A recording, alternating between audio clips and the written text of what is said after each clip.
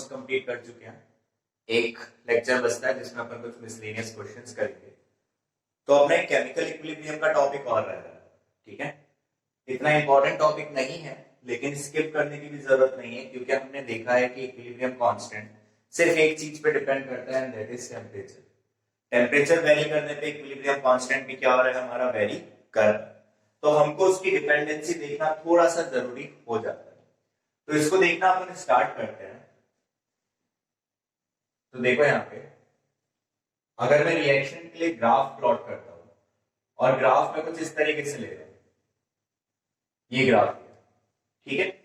क्या होता है यहाँ पे, वाई एक्सिस पे मैं एनर्जी प्लॉट कर रहा हूं और इधर मैं रिएक्शन की प्रोसीडिंग प्लॉट कर रहा हूं कि रिएक्शन जैसे जैसे प्रोसीड कर रही है। तो ये वाला जो पॉइंट होता है हमारे पास, दिस डिनोट्स रिएक्टेंट और ये डिनोट कर रहा है प्रोडक्ट। तो देखो पहले अपना थोड़ा सा कॉमन सेंस यूज करो। प्रोडक्ट की एनर्जी रिएक्टेंट से ज्यादा आ रही है, इसका मतलब यहाँ पे जो हमारा रिएक्शन ये वाला रहा है, दिस रिएक्शन इज एंडोथर्मिक।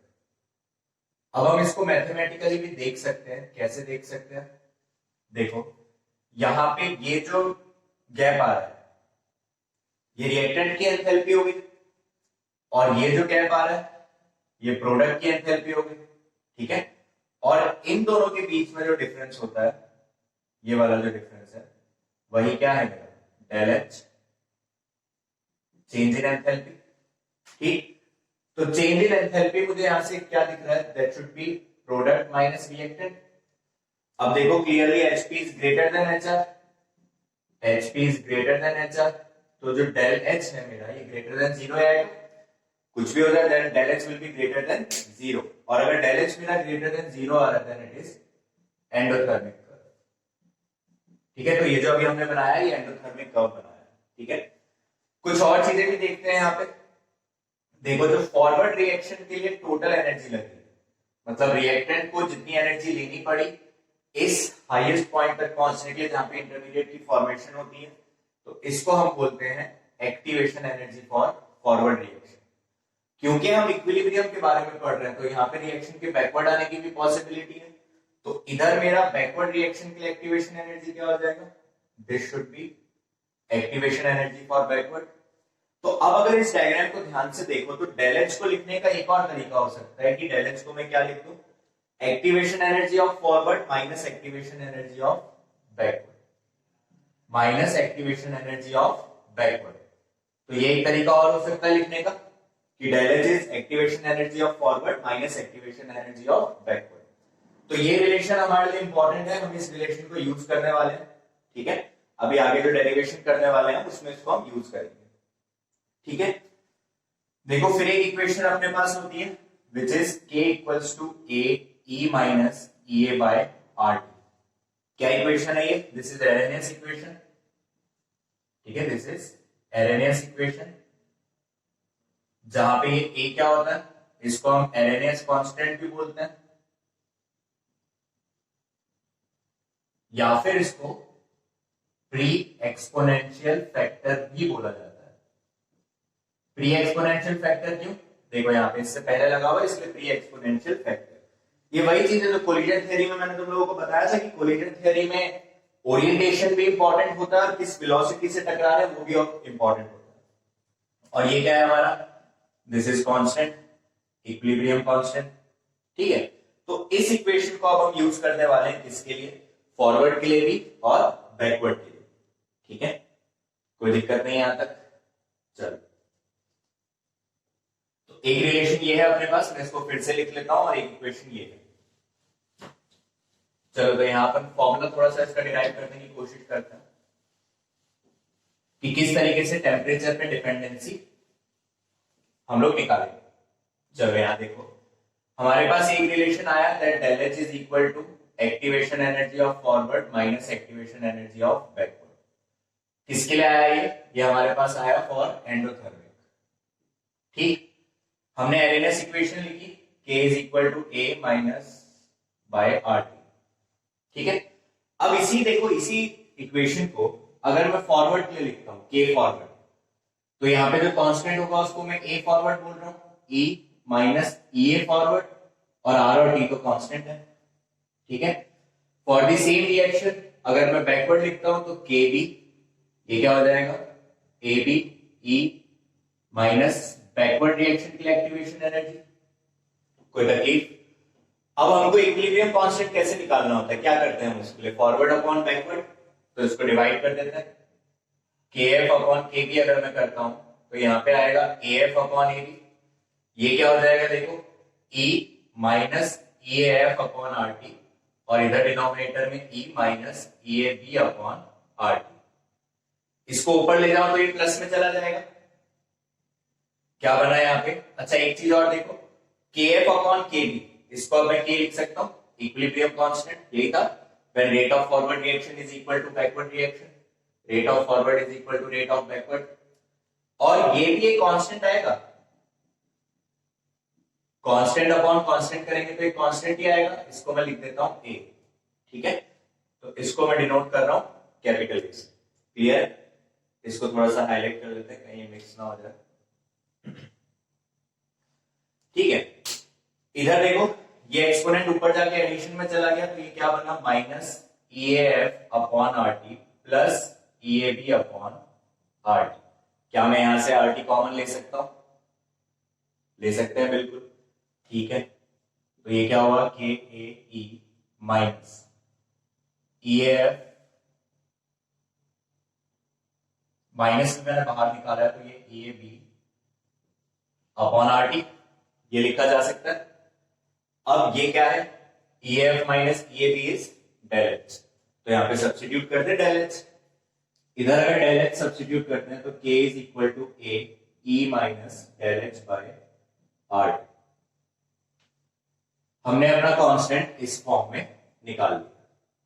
ठीक, अब इसके बाद क्या करा जाए, देखो थोड़ा सा और सिस्टमेटिक तरीके से लिखने के लिए दोनों तरफ लॉग ले लो, तो log of K is equal to log of A minus del H upon 2.303 R T, क्योंकि बेस ई है तो वो तो एल हो जाएगा, मैं लॉग ले रहा हूं यहाँ पे, तो 2.303 से मैंने डिवाइड कर दिया, तो ये ज्यादा फेमिलियर इक्वेशन दिख रही है मुझे, ठीक है, तो हम ये इक्वेशन का ज्यादा यूज करते हैं। अब देखो यहाँ पे कांस्टेंट जो है हमारा, जो भी इक्विलिब्रियम कांस्टेंट है के, उसकी डिपेंडेंसी टेम्परेचर पे हमने निकाल दी, ठीक है, तो ये काफी इंपॉर्टेंट रिलेशन है, इसको थोड़ा सा और एनालाइज करें। ठीक है, जैसे मान लो कि कई बार क्वेश्चन पूछ लेता है कि लॉग के वर्सेस 1 अपॉन टी का ग्राफ प्लॉट करो, लॉग के वर्सेस 1 अपॉन टी मतलब 1 अपॉन टेम्परेचर का ग्राफ प्लॉट करो, कैसा ग्राफ है? तो देखो इस इक्वेशन को थोड़ा सा मैनिपुलेट करना है बस, लॉग के, क्या मैं इसको ऐसे लिख सकता हूं minus del H upon 2.303 R, और ये पूरा मल्टीप्लाई कर रहे हैं हम 1 अपॉन टी से, ठीक है, प्लस लॉग ऑफ ए।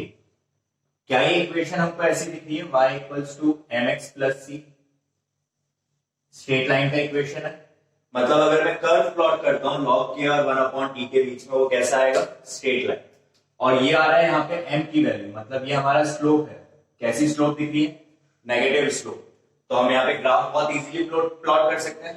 देखो अगर मैं इसका ग्राफ प्लॉट करता हूं इधर, तो graph should be straight line with negative slope, ठीक है, तो अगर यहाँ पे हमसे क्वेश्चन में पूछ लेता है कि 1 अपॉन टी और लॉग ए का ग्राफ प्लॉट करो, सॉरी लॉग के का ग्राफ प्लॉट करो,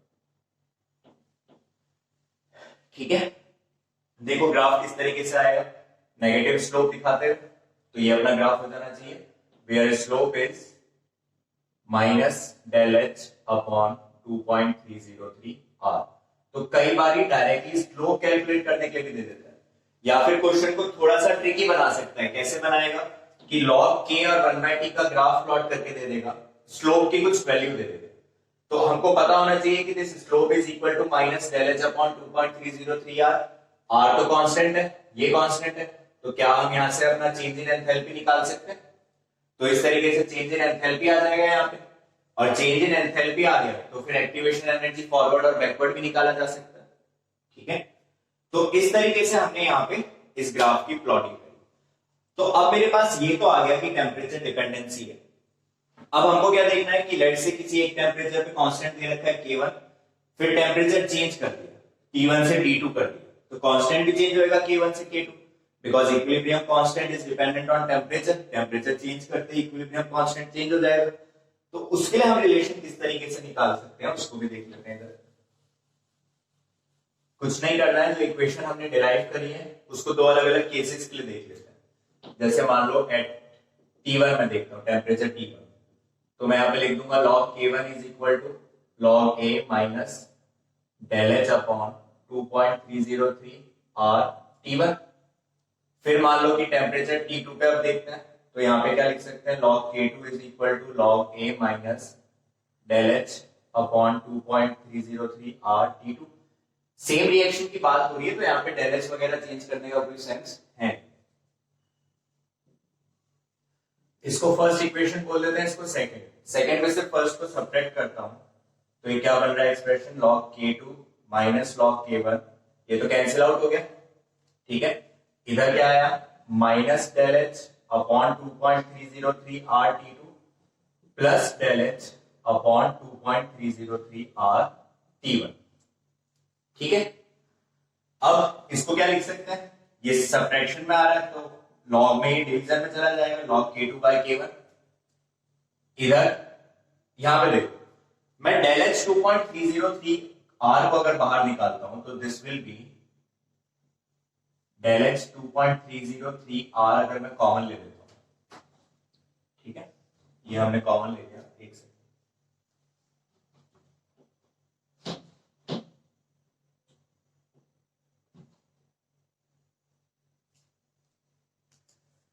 ठीक है, ये अपन ने कॉमन ले लिया यहाँ पे, तो ब्रैकेट के अंदर क्या बचेगा मेरे पास 1/T1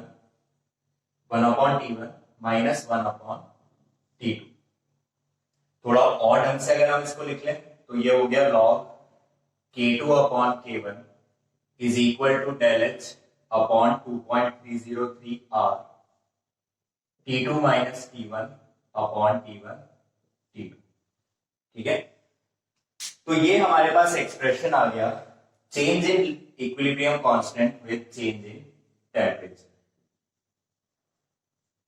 क्लियर है बात। अब बात आती है कि ये कांस्टेंट क्या होगा, केबी या केसी। तो देखो उसको किस तरीके से देखा जाएगा, ये एक्सप्रेशन तो आई है हमारे पास, इधर तक कोई दिक्कत होना नहीं चाहिए।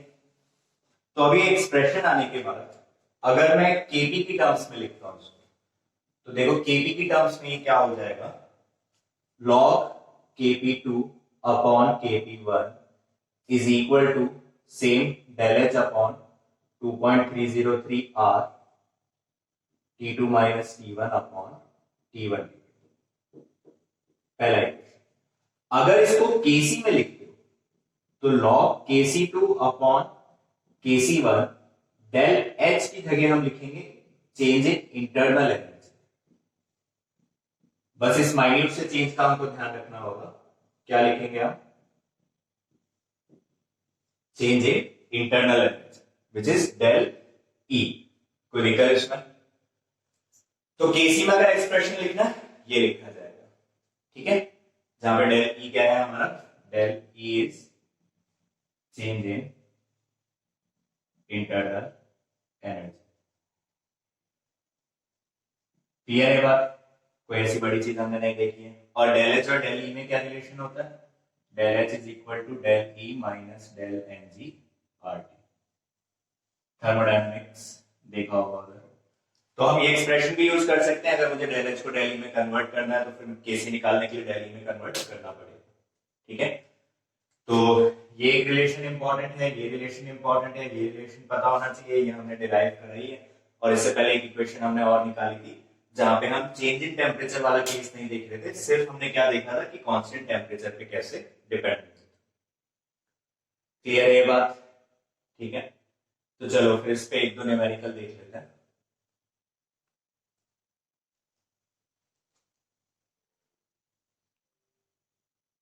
तो एक क्वेश्चन देखते हैं जो अपन ने अभी पढ़ा उस चीज पे।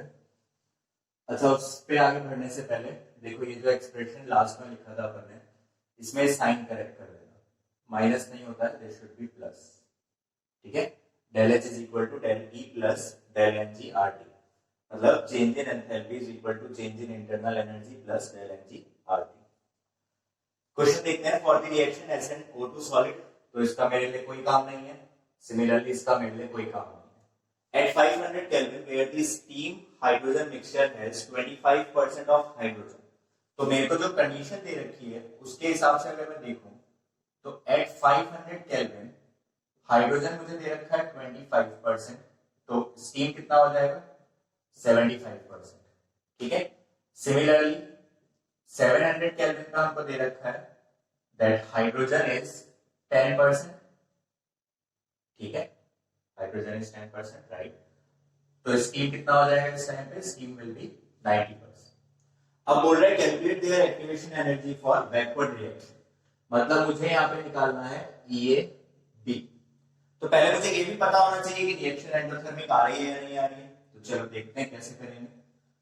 तो यहाँ पे अगर मैं पहले Kp का एक्सप्रेशन लिखता हूँ रिएक्शन को देखते हुए, ये सॉलिड, इससे कोई मतलब नहीं होना चाहिए, तो Kp का एक्सप्रेशन क्या आएगा, पार्शियल प्रेशर ऑफ स्टीम इसका square upon partial pressure of hydrogen इसका स्क्वायर, ठीक है, सिंपल बात है।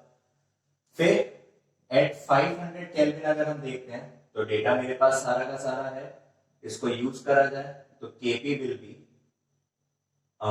ऊपर पार्शियल प्रेशर H2O का है, टोटल प्रेशर हम मान लेते हैं, total pressure is P80, total pressure हमने कितना सपोज कर लिया, इट इज P80, तो Kp equals to 75 upon 100 into total pressure, hydrogen 25 upon 100 into total pressure, इसका स्क्वायर 9 आ गए, 25 3 जा 75 कैंसिल हो गया।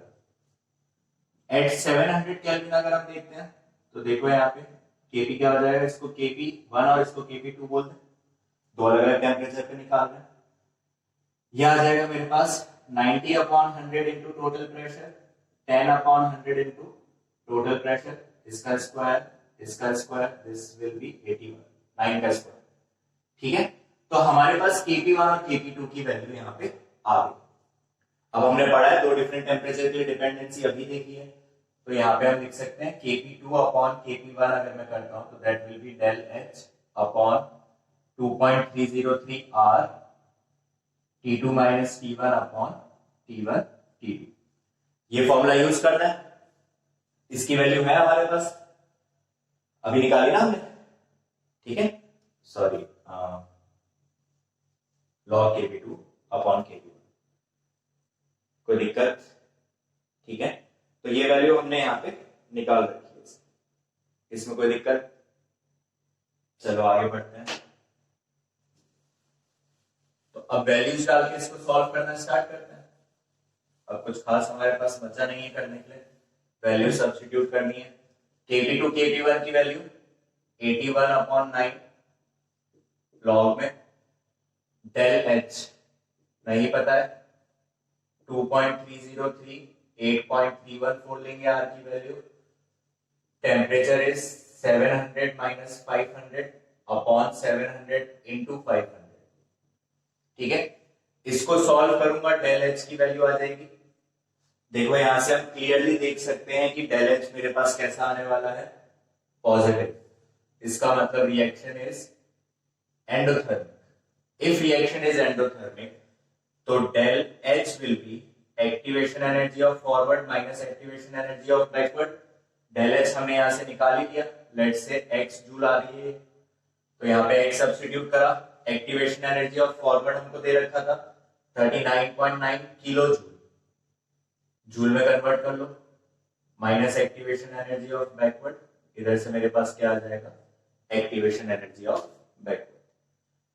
सिंपल क्वेश्चन है, तो देखो वही चीज है जो हम अभी तक कर रहे थे, बस अब क्या करना है, दो अलग अलग टेम्परेचर के लिए करना और फिर उनको इस रिलेशन से आपस में रिलेट कर देना। तो सिंपल चीज है, बस ये रिलेशन पता होना चाहिए कुल मिला के। डेरिवेशन इसलिए करवाया था कि बीच में कोई ग्राफ पूछ ले तुमसे या फिर कुछ भी माइन्यूट सा चेंज कर दे जिसमें डेरिवेशन हमको फिर से करना पड़ जाए, तो डेरिवेशन थोड़ा सा इंपॉर्टेंट बस इसलिए होता है, otherwise this derivation is enough. बस यहाँ पे हम Kp कर रहे थे इसलिए डेल H, Kc करता तो यहाँ पे क्या आता, डेल, ठीक है, क्लियर है न्यूमेरिकल। इसमें आगे बढ़ते हैं, लास्ट टॉपिक पे चलते हैं जिसमें हम गिब्स फ्री एनर्जी, एंट्रोपी और इसकी थोड़ी बहुत बात कर लेते हैं। उस पर बढ़ने से पहले हमको ये पता होना चाहिए कि डेल एच, डेल जी, डेल एस ये सारे क्या होते हैं, एडिटिव होते हैं नेचर में, ठीक है। मतलब प्रोडक्ट माइनस रिएक्टेंट करूंगा, प्रोडक्ट 2 से ज्यादा है तो मैं उनको सिंपली ऐड कर सकता हूँ, ठीक। चलो इसमें फिर आगे बढ़ते हैं।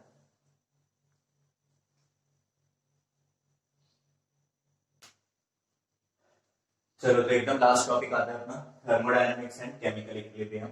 इसमें कुछ काफी सिंपल सिंपल सी चीजें देखनी है, जैसे ये एक्सप्रेशन अपन जानते हैं, इसी एक्सप्रेशन को मैं स्टैंडर्ड फॉर्म में लिखूं तो del G naught is equal to del H naught minus T del H naught, ठीक है। Gibbs free energy, change in enthalpy, entropy, temperature. अगर मैं स्टैंडर्ड फॉर्म में और गिब्स फ्री में रिलेशन लिखूं तो वो क्या हो जाएगा मेरे पास 2.303 RT ln Q, ठीक है। जहां पे ये क्या है, ये स्टैंडर्ड गिब्स फ्री एनर्जी हो गया मेरा, और Q क्या है, Q इज रिएक्शन कोएफिशिएंट। ये इक्विलिब्रियम कांस्टेंट नहीं है, दिस इज रिएक्शन कोएफिशिएंट, ठीक है। अब अगर यहां पे हम बात करते हैं एट इक्विलिब्रियम, जब इक्विलिब्रियम जो है एस्टेब्लिश हो चुका, तो एट इक्विलिब्रियम क्या होना चाहिए, at equilibrium del G will be 0, और ये जो रिएक्शन कोएफिशिएंट है ये हमारा इक्विलिब्रियम कांस्टेंट के बराबर हो जाना चाहिए। तो उससे मेरा इक्वेशन क्या हो गया, 0 is equal to del G naught plus 2.303 RT ln K, ठीक है। यहां से क्या हम ये लिख सकते हैं, del G naught is equal to minus 2.303 RT ln K। So this will be the relation between del G naught and equilibrium constant। कोई दिक्कत, ठीक है। अच्छा यहाँ पे ये मैं मिस्टेक कर रहा हूं, 2.303 लिख रहे हैं हम, तो ये लॉग करना है यहाँ पे, ठीक है। 2.303 चल रहा है तो दिस शुड बी लॉग, ठीक। ये एक्सप्रेशन आ गया, कोई दिक्कत नहीं इसमें। अब इसमें आगे चलते हैं और देखो यहाँ पे कुछ सिंपल सिंपल सी चीजों की बात करनी है हमको, जैसे कि एंथैल्पी ऑफ फॉर्मेशन। तो what is enthalpy of formation, एक बार इसको देखते हैं। इसको समझने से पहले एक छोटा सा एग्जांपल लेते हैं यहाँ पे। लेट्स से एक रिएक्शन लिख रहा हूं मैं इस फॉर्म में, 2a plus 3b gives 4c plus 6d। Let's say एक एक्सप्रेशन लिखा, ठीक है। इधर हम डेल एच लिखते हैं तो del H will be hp minus hr। उसको इस एक्सप्रेशन के हिसाब से क्या लिख सकते हैं, 4 into enthalpy of C plus 6 into enthalpy of D, ये प्रोडक्ट की एंथैल्पी होगी, minus 2 into enthalpy of A plus 3 into enthalpy of B, ये रिएक्टेंट की एंथैल्पी होगी, ठीक है। अब यहां पे इस सेम चीज को अपन ऐसे भी लिख सकते हैं, del H formation of C plus 6 del H formation of D minus 2 del H formation of A plus 3 del H formation of D। अब इसको समझते हैं कि हमने ऐसे कैसे लिखा, ठीक है। तो उससे पहले हम एक बार एंथैल्पी ऑफ फॉर्मेशन की डेफिनेशन देख लेते हैं। इसकी डेफिनेशन क्या होगी, ये बेसिकली चेंज इन एंथैल्पी है जब हम ये कंसीडर कर रहे हो कि एक मोल ऑफ सब्सटेंस जब अपनी स्टैंडर्ड फॉर्म ऑफ एलिमेंट से प्रिपेयर हो रहा हो, उसको हम क्या बोलते हैं, एंथैल्पी ऑफ फॉर्मेशन। फिर से रिपीट करते हैं, what is enthalpy of formation, it is the change in enthalpy when one mole of a substance is forming from the elements which are in its standard form। अपनी standard form के element से जब कोई substance बनता है उसका एक मोल, तो जो एंथैल्पी में चेंज होता है उसको हम क्या बोलते हैं, फॉर्मेशन। अब अगर इस एग्जांपल को यहां पे हम देखें तो इससे ये चीज समझ में आ रही है कि enthalpy is equal to enthalpy of formation. इससे तो यही निकल कर आ रहा है। अब हम इस चीज को देखते हैं कि ऐसा क्यों होता है, ठीक है। तो उसके लिए यहां पे अपन एक एग्जांपल और लेते हैं, एग्जांपल से समझते हैं। देखो ये हम जानते हैं कि enthalpy for all the elements in their standard form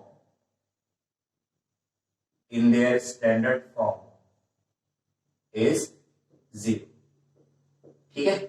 तो लेट्स से यहां पे हम एक एग्जांपल लेते हैं इस तरीके से कि C of graphite plus oxygen ये मिलके क्या बना रहा है, CO।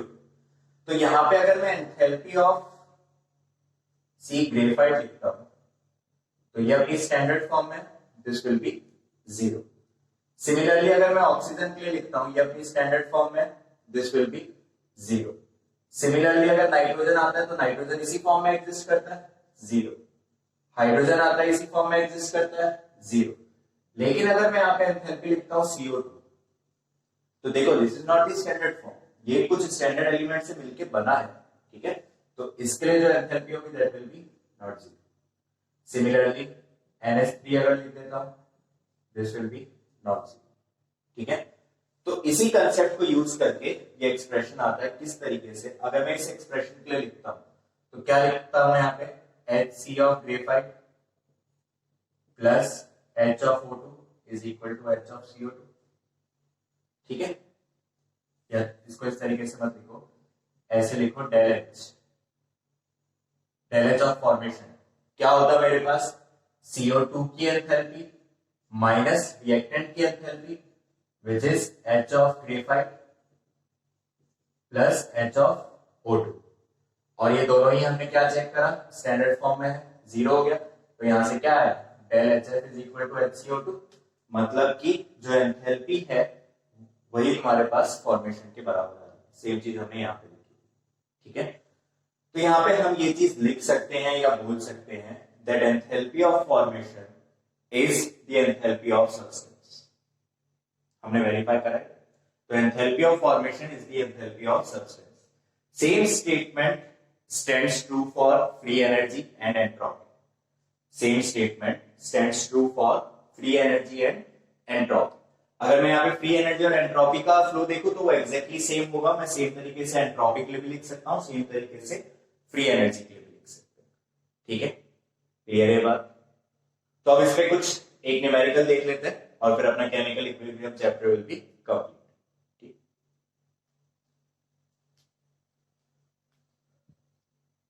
है। तो जो अपना लास्ट टॉपिक है उस पर अपन एक क्वेश्चन और देखते हैं। ये क्वेश्चन लिखा हुआ है 1.556 gram of N2O4 gas dissociates into NO2, reaction दे रखी है, and exerts a total pressure of 1 atm at equilibrium. तो पहले हम एक बार डेटा लिख लेते हैं ताकि यूज करने में आसान रहे। प्रेशर दे रखा है 1 atm, वॉल्यूम दे रखा है 500 ml मतलब हाफ लीटर हो गया, ठीक है। Calculate standard free energy, del G naught निकालने के लिए बोल रहा है, where standard state is defined as the state of unit concentration at 27 degree Celsius, ठीक है। ये एक बेसिक सी लाइन है जो कि लिखा होता है, where standard state is defined as the state of unit concentration at 27 degree Celsius, ठीक है। और हमको N2O4 का वेट भी गिवन है, हमको वेट ऑफ N2O4 गिवन है विच इज 1.556 ग्राम्स, ठीक है, सही बात। अब यहाँ पे अगर हमको इस फॉर्मूले को आगे बढ़ाना है तो देखो किस तरीके से क्या यूज करें। पहले सबसे पहले हमको ये सोचना होगा कि क्या कंसेप्ट यहाँ पे यूज करके हम इसको सॉल्व करें। तो देखो इधर अल्फा निकालने का सोर्स मुझे दिख पा रहा है अगर मैं M ऑब्जर्व और M थ्योरेटिकल वाला कंसेप्ट लगाता हूं। इस रिएक्शन को ध्यान से देखो, this is dissociation reaction, dissociation reaction है ये, ठीक है। मोल्स मेरे को नहीं दे रखे लेकिन वेट दे रखा है तो मोल्स में यहाँ पे निकाल सकता हूं। तो सबसे पहले हम अल्फा के लिए अगर फॉर्मूला देख लें तो डिसोसिएशन के लिए क्या लिखेंगे, M theoretical minus M observe upon M observe N minus 1, ठीक है। एक बार फिर से यहाँ पे आते हैं, इधर N भी देख लेते हैं, N कितना है, N इज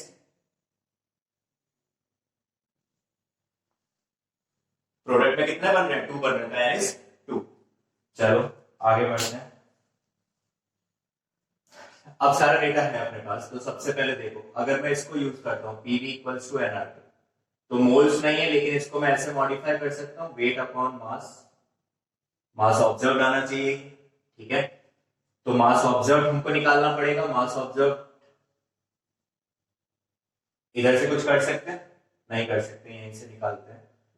चलो pressure is 1, volume is half, weight is 1.556, mass observe मेरा निकल जाएगा, R will be 0.0821 और टेम्परेचर है 300, ठीक है।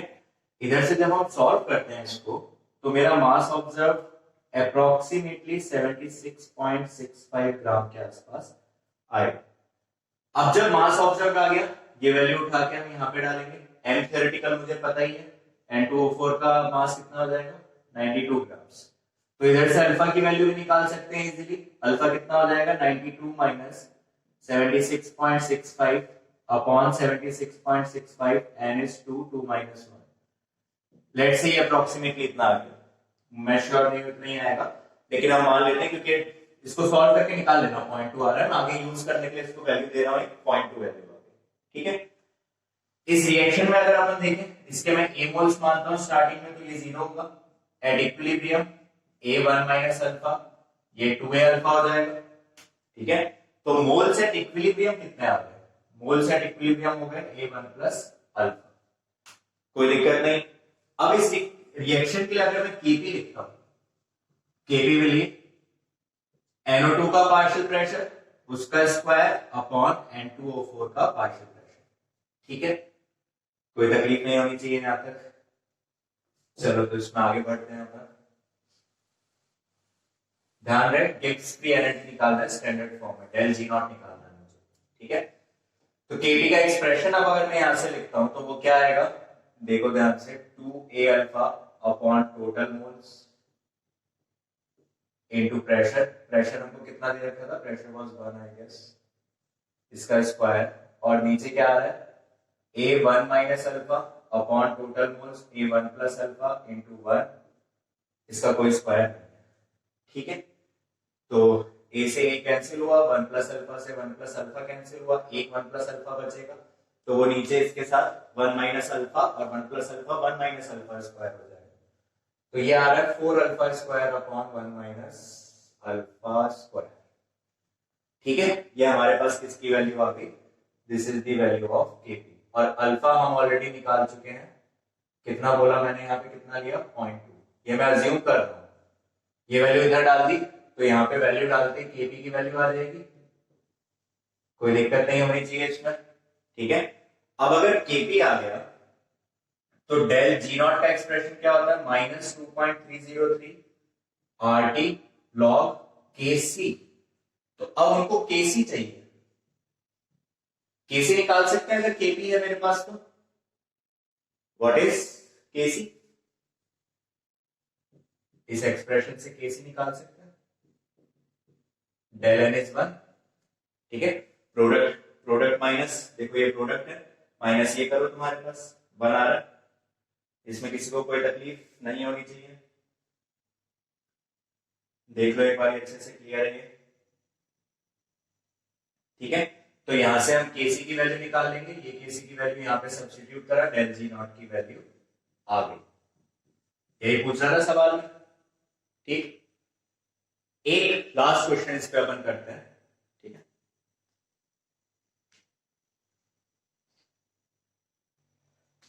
चलो तो चैप्टर के लास्ट क्वेश्चन पे चलते हैं।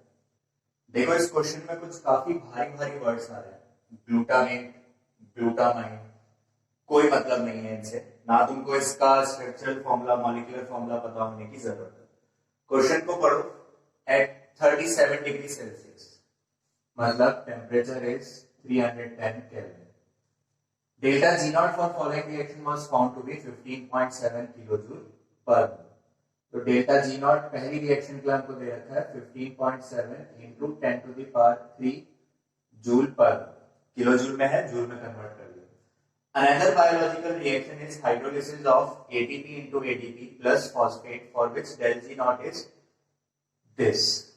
ठीक है, तो सेकेंड रिएक्शन का इंडिविजुअल डेल जी नॉट हमको दे रखा है, that is minus 31 into 10 to the power 3 joule per. ठीक है, फिर बोल रहा है both these reactions are coupled by an enzyme, मतलब इन दोनों रिएक्शंस को मिक्स कर दिया गया किसी एंजाइम के थ्रू। Calculate equilibrium constant for first reaction, बेहद simple question, del G naught 1 is equal to minus 2.303 RT log Kc, आ गया यहीं से अपना आंसर। del G naught की वैल्यू रख दो, कितनी है 15.7 into 10 to the power 3 minus 2.303, R is 0.08, temperature is 310 log Kc, यहां से Kc की वैल्यू निकाल लेंगे। ठीक है, तो ये पहले इक्वेशन का कांस्टेंट आ गया। नेक्स्ट बोल रहा है equilibrium constant for coupled reaction, अब देखो कपल रिएक्शन में क्या हो रहा है, हमको इंडिविजुअल डेल जी नॉट दे रखा है और हम ये देख चुके हैं दे आर एडिटिव, तो इनको सिंपली ऐड कर दो।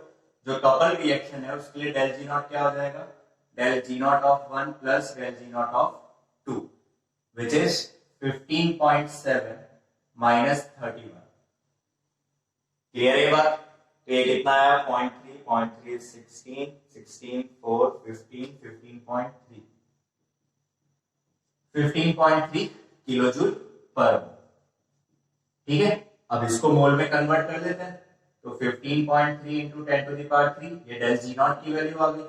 ये किसके बराबर होगा, minus 2.303, R will be 0.0821, temperature is 310 log Kc for couple reaction।